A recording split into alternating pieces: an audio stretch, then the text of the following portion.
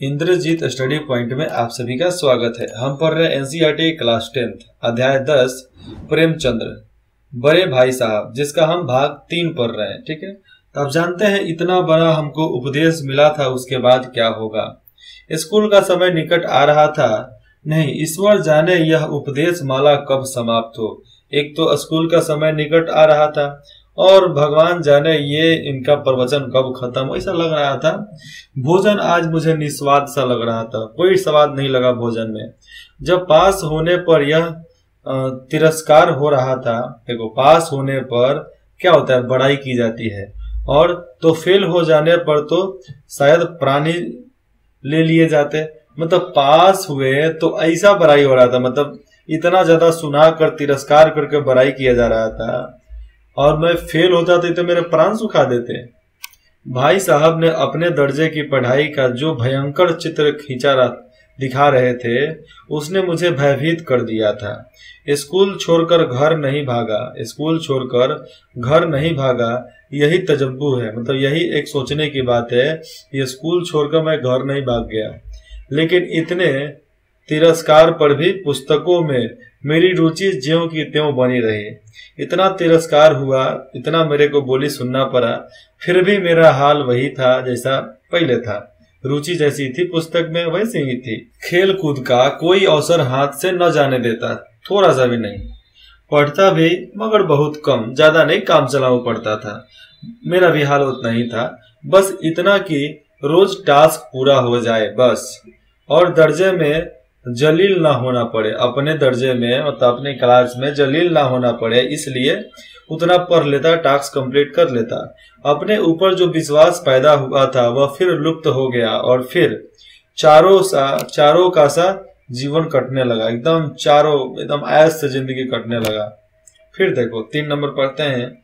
फिर सलमान इम्तिहान हुआ, फिर सालाना परीक्षा हुआ। उसके बाद से क्या हुआ था, और कुछ ऐसा संयोग हुआ कि मैं फिर पास हो गया और भाई साहब फिर फेल हो गए। मैंने बहुत मेहनत नहीं की, पर न जाने कैसे दर्जे में अव्वल आ गया, फर्स्ट आ गया। मुझे खुद अचरज हुआ था। भाई साहब ने प्राण तक परिश्रम किया, बहुत ज्यादा परिश्रम किया था। कोर्स का एक एक शब्द चाट गए थे, एक एक शब्द याद था उनको। 10 बजे रात तक इधर, 4 बजे सुबह से उधर, 6 बजे 9:30 बजे स्कूल जाने के पहले मुद्रा, मतलब पलथिया मारकर जिस तरह नहीं बैठा जाता है, तो मुद्रा कांतिहीन हो गई थी। अब देखो यहाँ पर उनके बैठते किस तरह थे, इतना देर बैठकर दिनों रात पढ़ते थे तो भी मगर बेचारे फेल हो गए थे। मुझे उन पर दया आती थी। नतीजा सुनाया गया, नतीजा जब रिजल्ट हमें मिला, सुनाया गया, तो वह रो पड़े। अब देखो उनको जब सुनाया गया, रिजल्ट आया, तो घर के लोग सुनाते ही हैं, तो फिर वो रो पड़े और मैं भी रोने लगा। भाई साहब रो दिया, मैं भी रो दिया।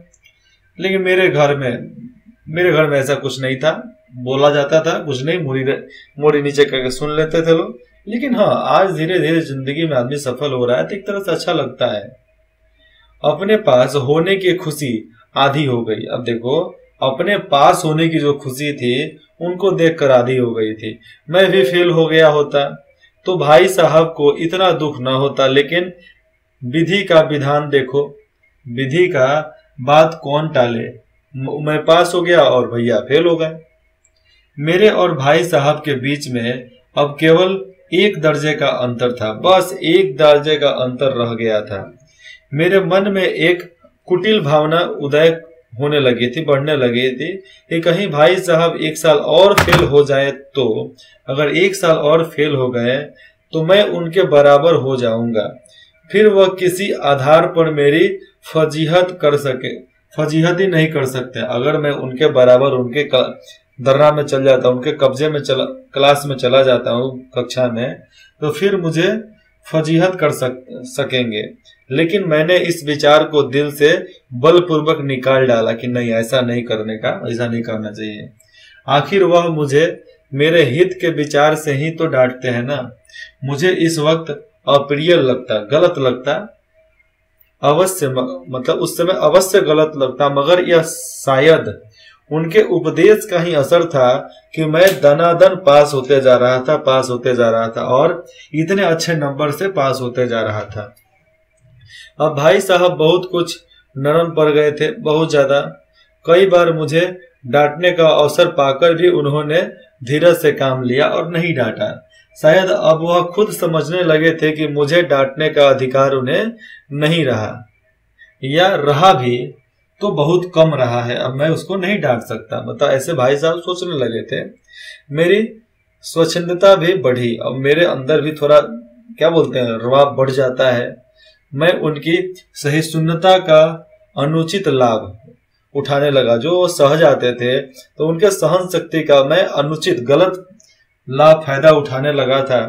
मुझे कुछ ऐसी धारणा हुई कि मैं पास ही हो जाऊंगा। मतलब उनको लग गया कि मैं पास भी हो जाऊंगा, पढ़ूं या ना पढ़ूं मेरी तकदीर बलवान है। इसलिए भाई साहब के डर से जो थोड़ा बहुत पढ़ लिया करता था वह भी बंद हो गया, बंद कर दिया पढ़ना लिखना। कि कोई टेंशन नहीं, अरे मैं तो पास हो जाऊंगा, अरे मैं तो बापू बन गया। अरे हमने भी 8 क्लास से खूब पास हुए, तुक्का मार कर पास हो गए। 9वीं क्लास में जब गए तो नंबर आ रहा है 3 नंबर 4 नंबर, मैथ में 6 नंबर। तो मेरा तो एकदम तकदीर ही हिल गया था क्योंकि कुछ याद था नहीं। लेकिन 10वीं में जब परीक्षा मैंने दिया तो 2nd डिवीजन से मैं पास हो गया। अब आगे देखते हैं। मुझे कनकौवे उड़ाने का नया शौक पैदा हो गया था। कनकौवे मतलब पतंग उड़ाने का नया शौक पैदा हो गया था और अब सारा समय पतंगबाजी के ही भेंट चढ़ता जा रहा था। फिर भी मैं भाई साहब का अदब करता था, मतलब इज्जत करता था और डरता भी था। अब उनकी नजर बचाकर कनकौवा उड़ाता था। अब भी उनकी नजर से बचकर ही कनकौवे मतलब पतंग उड़ाया करता था। मांझा देना, कन्ने बांधना, मतलब धागा में वो पतंग में नहीं कन्ने बांधा जाता है, डोरी बांधा जाता है। तो डोरी बांधना, पतंग टूर्नामेंट की तैयारियां आदि समस्याएं सब गुप्त रूप से हल की जाती थी। और पतंग टूर्नामेंट कंपटीशन भी होता था तो उसके लिए भी तैयारियां की जाती थी। मैं भाई साहब को यह संदेह न करना देना चाहता था कि उनका सम्मान और लिहाज मेरे नजर में कम हो गया है।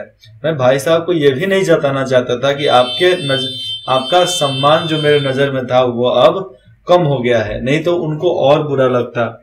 एक तो फेल हो गए थे तो बुरा तो लगा ही था, अगर ऐसा मैं दिखा देता तो उनको और बुरा लग सकता था। एक दिन संध्या समय हॉस्टल से दूर में एक कनकौवा मतलब पतंग लूटने बेतहास दौड़ते जा रहा था। आंखें आसमान की ओर थी और मन उस आकाशगमी प्रतीक की ओर थी। और देखो इधर आंखें कहाँ थी, आकाश के तरफ। मन भी उस आकाश में था कि भैया गिरे तो मैं पकड़ू।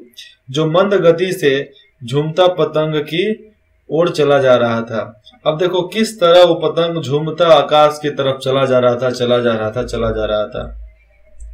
मानो कोई आत्मा स्वर्ग से निकलकर विरक्त मन से नए संसार ग्रहण करने के लिए जा रही हो। तो ऐसा लगता था कि एक आत्मा स्वर्ग से निकलकर कहीं दूसरे संसार मतलब दूसरे जीव में जाने के लिए एकदम लहलहाते जा रहा हो, ऐसा महसूस होता था। बालकों की पूरी सेना लगने और अब देखो यहाँ के बालक लोगों की पूरी सेना लगे उसमें झाड़दार बांस लिए। मतलब बांस को ठीक से सेला नहीं जाता था, उसमें छोटा छोटा डंटी रहता था पकड़ने के लिए। तो झाड़दार बांस लिए उनका स्वागत करने को दौड़ी आ रही थी लड़कों का झुंड। किसी को अपने आगे पीछे की खबर नहीं थी। सभी मानो उस पतंग के साथ ही आकाश में उड़ रहे थे। जिस तरह पतंग आकाश में उड़ रहा था वैसे ही सब पतंग लूटने के लिए आकाश में उड़ते जा रहे थे। हम लोग भी गांव में पतंग उड़ाया करते थे जब छोटे थे, तब खुद से पतंग बनाकर खुद से पतंग उड़ाना। और पतंग इतनी ऊंची उड़ाते थे, इतनी ऊंची कि 7 किलोमीटर दूर ऊपर जाके उड़ता था वो, 7 किलोमीटर ऊपर। समझो कितना शौक था पतंग उड़ाने का। पतंग दिखता ही नहीं था, ऐसा पतंग उड़ाते थे। और कभी कभी धागा हम लोग तोड़ कर छोड़ देते थे, लेपटेगा कौन यार उतना बड़ा, उसको सिर्फ फिर समेटेगा कौन, छोड़ देते थे। वैसे ही सब पतंग कहाँ कहाँ चला जाता था पता ही नहीं चलता था। जहाँ सब कुछ समतल है, न मोटर कार है, ना ट्राम है और ना गाड़ियां हैं। अब देखो ऐसा जगह है, सब चीज समतल बराबर है, नहीं पहले रास्ता हुआ करता था नहीं कुछ भी, उस समय सब चीज समतल एकदम खेत हुआ करता था। मोटर कार तो था नहीं कि रोड बनेगा, ना ट्रम था, नदी नहर भी उतने नहीं थे, ना गाड़ियां थी कि चलने आने की दिक्कत थी कि देख कर गाड़ी चल रोड पे चलना है नहीं तो कोई ठोक देगा। कोई ट्रैक्टर भी नहीं हुआ करता था, हल दिखाई देगा तो उधर से ही लोग चिल्लाएंगे ए भाग भाग भाग भाग, बैल इधर है बैल इधर है, तो ऐसे सुनाई दे देता था, नहीं जाते थे।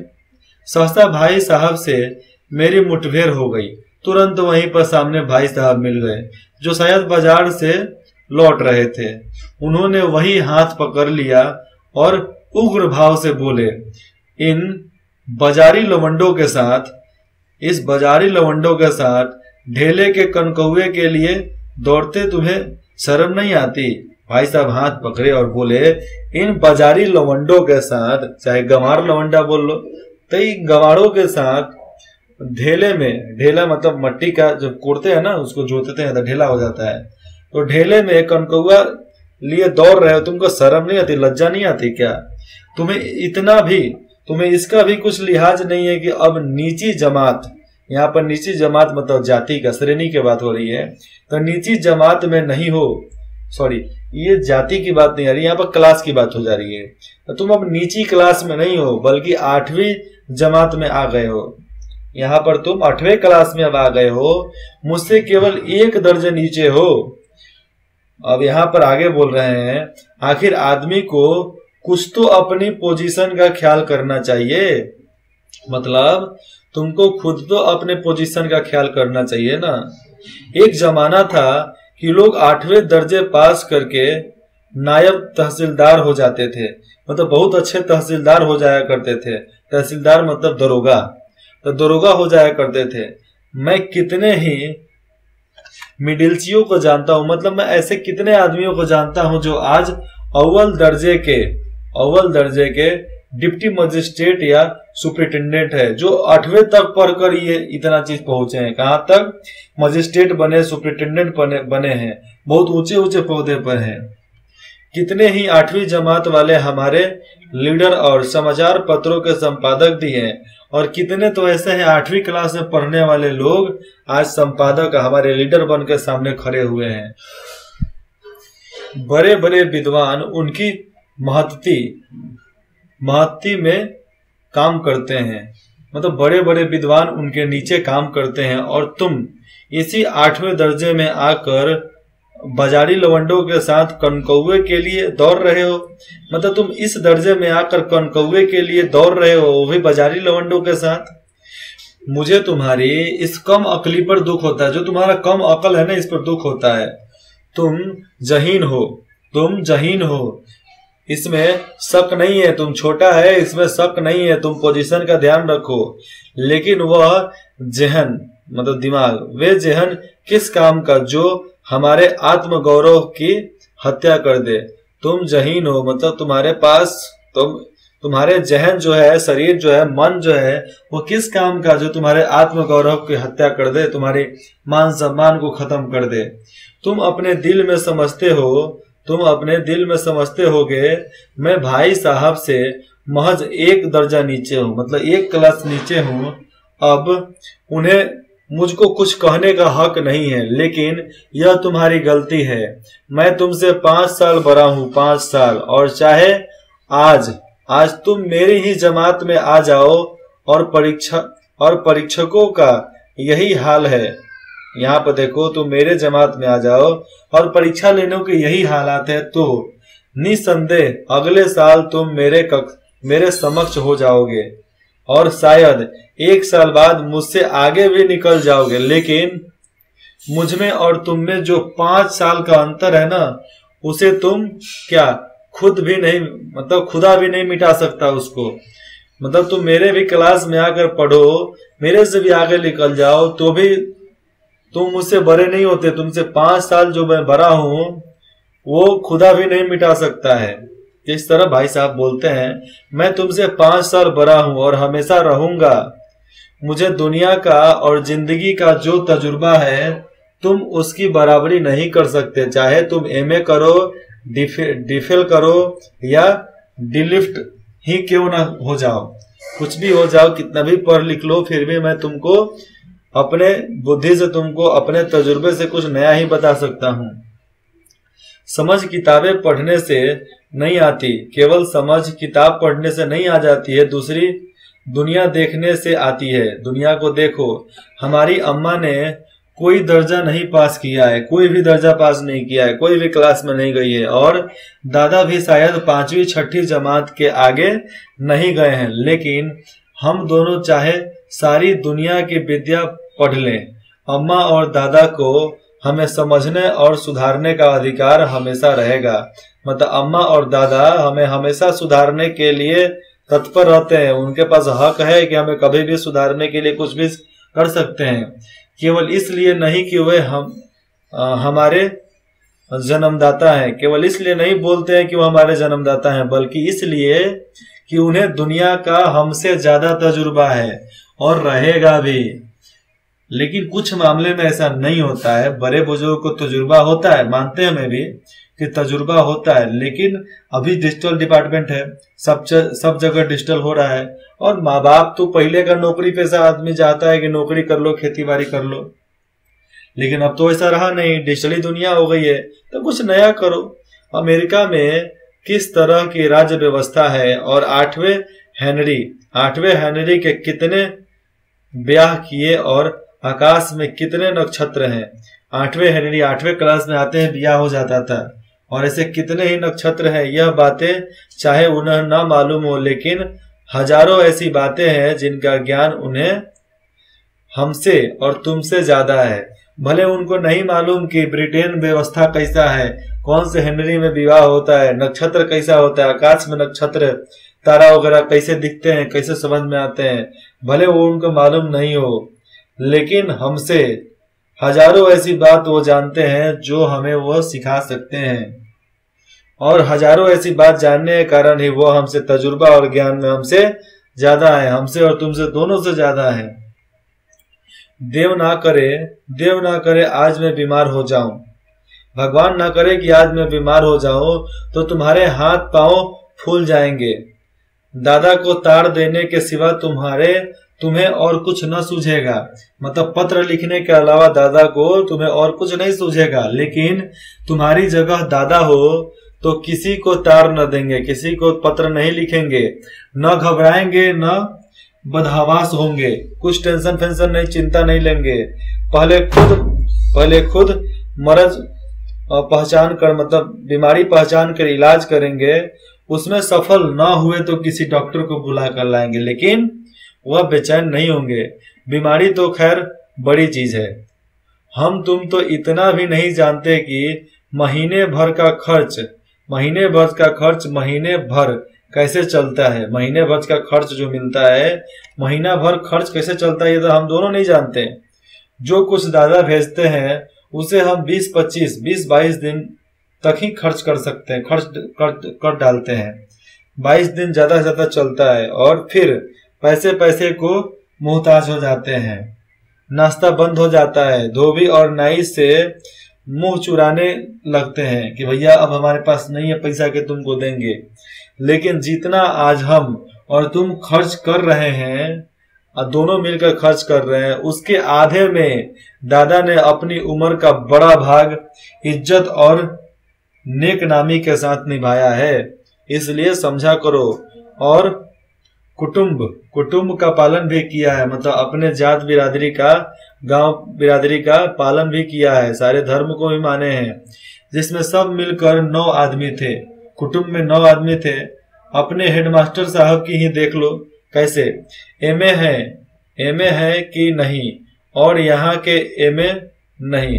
देख भाई, वो एमए पढ़े हैं कि नहीं पढ़े ये नहीं मालूम है, ऑक्सफोर्ड के हैं, इसलिए 1000 रुपए उनको महीना मिलता है। लेकिन उनके घर का इंतजाम कौन करता है? उनकी बूढ़ी माँ करती है। हेडमास्टर साहब की डिग्री यहाँ बेकार हो गई है। पहले खुद घर का इंतजाम करते थे, खर्च पूरा न पड़ता था, पैसा कम हो जाता था, कर्जदार रहते थे। जब से उनकी माताजी ने प्रबंध अपने हाथों में ले लिया है, जैसे घर में लक्ष्मी आ गई हो। तो भाईजान, यह गरुड़, यह जो तुम्हारे दिल में जो गुरूर बैठा हुआ है, जो अहंकार बैठा है, दिल से निकाल डालो कि तुम मेरे समीप आ गए हो और अब स्वतंत्र हो। दिमाग से, दिल से ये बात निकाल दो। मेरे देखते तुम बेराह न चलने पाओगे। ऐसा नहीं कि मैं जब तुमको देखूं और तुम गलत रास्ते भटक जाओ। अगर तुम यह न मानोगे तो मैं थप्पड़ दिखाकर भी इसका प्रयोग कर सकता हूँ, थप्पड़ मार भी सकता हूँ। मैं जानता हूँ तुम्हें मेरी बात जहर लग रही है, लगेगी। मैं उनकी इस नई युक्ति से नतमस्तक हो गया था। मतलब ये जो नया युक्ति उनके सामने था कि थप्पड़ भी मारूंगा, और इतना समझाया था, इसलिए मेरा सर शर्म से झुक गया था। मुझे आज सचमुच अपनी लघुता, मतलब छोटे होने का अनुभव हुआ, और भाई साहब के प्रति मेरे मन में श्रद्धा उत्पन्न हो गई और भी इज्जत उनके लिए बढ़ गई। मैंने सहज आंखों से कहा, हरगिज नहीं, हरगिज नहीं। आप जो कुछ फरमा रहे हैं वह बिल्कुल सच है, ये मैं मानता हूँ, और आपको उसके कहने का अधिकार भी है। कोई आपसे वो अधिकार छीन नहीं रहा है, इसलिए आप घबराइए नहीं। ये देख लो, गंवार लवंडों के साथ इधर भाई साहब हाथ पकड़ के खींच के लेकर आ रहे हैं। यहाँ पर दिया गया है, भाई साहब ने मुझे गले से लगा लिया। भाई साहब गले से लगा लिए और बोले, मैं कनकौआ उतारने में मना नहीं करता, मैं कनकौए उतार कर खुद दे देता, मना तुमको थोड़े करता हूँ। मेरा भी जी ललचाता है, लेकिन करूँ तो क्या करूँ। मेरा भी मन करता है कि मैं भी तुम्हारे जैसा खेलूं, लेकिन करूँ तो क्या करूँ, ये बताओ ना, करूँ तो क्या करूँ। खुद बेराह चलूंगा, खुद मैं गलत रास्ते पर चलूंगा तो तुम्हारी रक्षा कैसे करूंगा। भाई साहब ने बोला कि मैं खुद गलत रास्ते पर चलूंगा तो तुम्हारी रक्षा कैसे करूंगा। यह कर्तव्य भी तो मेरा ही है ना, मेरे सिर पर है कि मैं अच्छा करता हूं तो भी तुम अच्छा करोगे, नहीं तो कैसे अच्छा करोगे। संयोग से उसी वक्त एक कटा हुआ कनकौआ पतंग हमारे ऊपर से गुजरा। हमारे ऊपर से एक कनकौआ मतलब पतंग गुजरा, उसकी डोर लटक रही थी। लड़कों का एक गोल पीछे पीछे दौड़कर चला आ रहा था। भाई साहब लंबे हैं, लंबे तो है ही, उछलकर उसकी डोर पकड़ ली और बेतहास हॉस्टल के तरफ दौड़े। मैं पीछे पीछे दौड़ पड़ा उनके साथ। देखो यार, बड़े भाई का महत्व भी होता है कि अपने कर्तव्य, अपने निष्ठा से ऐसा आचरण बना लेवे कि उसका मिसाल दिया जाए अपने परिवार में। ऐसा नहीं कि बड़े भाई को देखकर छोटा भाई गाली देने लगे कि हाँ भाई ऐसा है तो हमको बोलने का हक नहीं है। लेकिन ये बात सही है, अगर बड़ा भाई वैसा बन रहा है कि बोलने का हक खो देगा, अगर बड़ा भाई गलत रास्ता पर चलता है तो छोटों को बोलने का हक खो देगा, क्योंकि छोटा यही बोलेगा जो आप खुद कर रहे हो वो बात मुझे समझाने की आपको जरूरत नहीं है, पहले आप खुद चलो उस पे, तब मुझे चलाना। इसलिए जो भी बड़ा भाई ये सुन रहा है, ये पढ़ रहा है, समझो कि आपका कर्तव्य होता है अपने भाइयों की रक्षा करना और अपने भाइयों को, छोटे भाइयों को नेकी रास्ते पर, सही रास्ते पर चलाना। इसलिए गलत कभी मत करना, सही करने की कोशिश करना। कथा नायक की रुचि किन कार्यों में थी? जो कथा नायक जो कथा लिखा है उनका रुचि किस कार्य में थी बड़े भाई साहब के बारे में इज्जत बताने की, कितना उनका मान सम्मान करना चाहिए। 2 नंबर, बड़े भाई साहब छोटे भाई से हर समय पहला सवाल क्या पूछते थे? कहाँ गए थे? याद है ना? 3 नंबर, क्योंकि उसको 2-3 पंक्तियों में दिया के बोलना इसका आंसर। दूसरी बार पास होने पर छोटे भाई के व्यवहार में क्या परिवर्तन आया, ये आप लिखो। 4 नंबर, बड़े भाई साहब छोटे भाई से उम्र में कितने बड़े थे और वे कौन सी कक्षा में पढ़ते थे, आपको यह भी लिखना है। 5 नंबर, बड़े भाई साहब दिमाग को आराम देने के लिए क्या करते थे? क्या करते थे? पढ़ना चालू कर देते थे, लिखना, एक एक शब्द को लिखना चालू कर देते थे। ये देखो, निम्नलिखित प्रश्नों के उत्तर 25 से 30 शब्दों में है। छोटे भाई ने अपनी पढ़ाई का टाइम टेबल बनाते समय क्या क्या सोचा और फिर उसका पालन क्यों नहीं किया? 2 नंबर, एक दिन जब बिल्ली और गुल्ली डंडा खेलने के लिए छोटा भाई बड़े भाई साहब के सामने पहुंचा तो उनकी क्या प्रतिक्रिया हुई थी? बहुत डांटे थे। 3 नंबर, बड़े भाई साहब को अपने मन की इच्छाएं क्यों बतानी पड़ती थी? मतलब मन की इच्छाएं क्यों बतानी पड़ती थी, ये बताना है इसमें। 4 नंबर, बड़े भाई साहब छोटे भाई को क्या सलाह देते थे और क्यों देते थे? 5 नंबर, छोटे भाई ने बड़े भाई साहब के नरम व्यवहार का क्या फायदा उठाया था? कि चलो यार कुछ बात नहीं, डरने वरने की बात का नहीं करना चाहिए। निम्नलिखित प्रश्नों के उत्तर 50 से 60 शब्दों में लिखिए।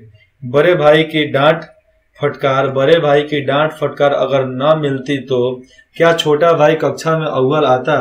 अपने विचार प्रकट कीजिए। 2 नंबर, इस पाठ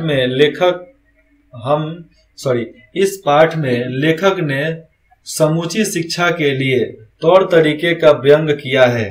समूची शिक्षा के लिए तौर तरीके का व्यंग किया है।